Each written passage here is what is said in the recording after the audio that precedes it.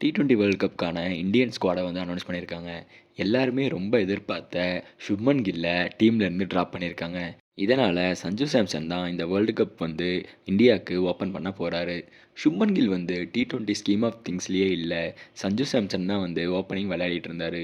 சஞ்சு சாம்சன் அவ்வளோ நல்லா விளையாடி 3 செஞ்சுரி அடிச்சு செம்மையா ஆடிட்டு இருந்த டைம்ல, திடீர்னு ஒரு நாள் சுப்மன் கில் வந்து இந்தியா டீம்ல ஆடப் போறாருன்னு சொன்னாங்க. சரி, சுப்மன் கில் வந்து எப்படி வந்தாலும் அவர் வந்து சஞ்சு சாம்சனோட சுமாரா விளையாடுறதுனால, கண்டிப்பா வந்து விளையாட மாட்டாரு பிளேயிங் 11ன்னு எதிர்பார்த்தப்ப, அவர வைஸ் கேப்டன் போட்டாங்க.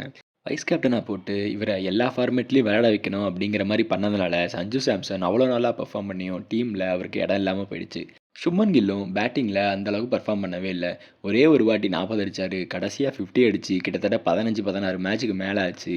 பெருசா ஃபாஸ்ட்டாவும் விளையாட மாட்டேங்கிறாரு அப்படிங்கிறதுனால, எல்லாருமே சஞ்சுவ விளையாட வைங்க அப்படின்னு சொல்லிட்டு இருந்தாங்க. இந்த நிலையில சுப்மன் கில்க்கு வந்து 4வது மேட்ச் விளையாடுறப்ப சவுத் ஆஃப்ரிக்கா கூட ஏதோ இன்ஜுரி அப்படின்னு சொன்னாங்க பிராக்டிஸ்ல. அதனால சஞ்சு வந்து 5வது மேட்ச்ல விளையாண்டாரு.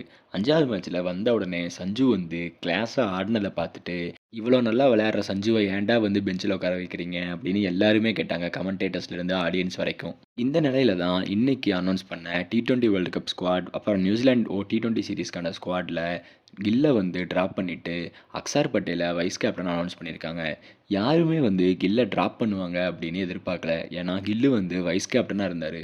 வைஸ் கேப்டனா இருந்த ஒருத்தன வந்து டிராப் பண்ணுவாங்க அப்படின்னு யாருமே எதிர்பார்க்கல.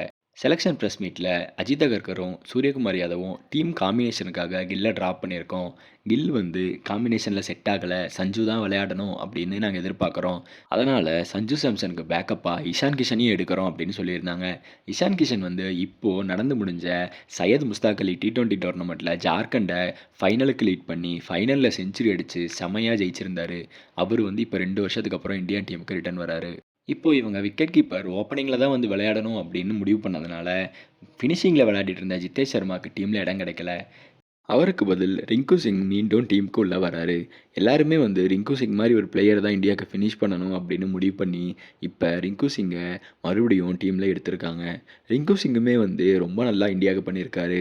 ரொம்ப நல்ல சான்ஸ் வந்து அவருக்கு கிடைச்சது. கிடைச்ச சான்ஸ சூப்பரா யூஸ் பண்ணாரு. போன T20 வேர்ல்டு கப்லயுமே வந்து ஜஸ்ட் மிஸ்ல அவரு வந்து டீம் செலக்ஷன்ல மிஸ் ஆனாரு. ஆனாலும் பேக்கப் பிளேயரா டீம் கூட தான் யுஎஸ்க்கு போயிருந்தாரு. இப்போ ரிங்கு சிங் வந்து ஃபினிஷிங்க்கு வந்ததுனால, ஹார்திக் பாண்டியா கொஞ்சம் ரிலாக்ஸா விளையாடலாம். அவர் மேல வந்து டீம ஃபினிஷ் பண்ணணும் அப்படிங்கிற ஒரு பிரஷர் இருக்காது. நேத்து வந்து எப்படி வந்து இந்த சீரிஸ் ஃபுல்லாவுமே வந்து அவர் எப்படி ஒரு ஃப்ளம்பாயன்ட்டா ஆடுனாரோ, அதே மாரி அவரு இந்த டைமும் வந்து இந்தியாவுக்கு வேர்ல்டு கப்ல விளையாடலாம். ஸ்குவாட் வந்து நிஜமாவே ஒரு நல்ல ஸ்குவாடா தான் இருக்கு. ஏன்னா வேர்ல்டு கப் வந்து இந்தியால நடக்கிறதுனால, இந்தியன் ஹோம் கண்டிஷன்ல ஒரு நல்ல டீம இவங்க சூஸ் பண்ணியிருக்காங்க. இந்த டீம் தான் வந்து ஒரு 3 மாசத்துக்கு முன்னாடி விளையாடிட்டு இருந்தது. ஒவ்வொரு மேட்சுமே வந்து 250, ஒரு மேட்செல்லாம் 297 வரைக்கும் போனாங்க. அப்படிப்பட்ட டீம வந்து திடீர்னு சுப்மன் கில்ல போட்டு கொலாப்ஸ் பண்ணிட்டாங்க. ஆனாலும் இப்ப வந்து நம்ம பண்ணது தப்புன்னு புரிஞ்சு, இப்ப ஒரு நல்ல டீம் எடுத்திருக்காங்க.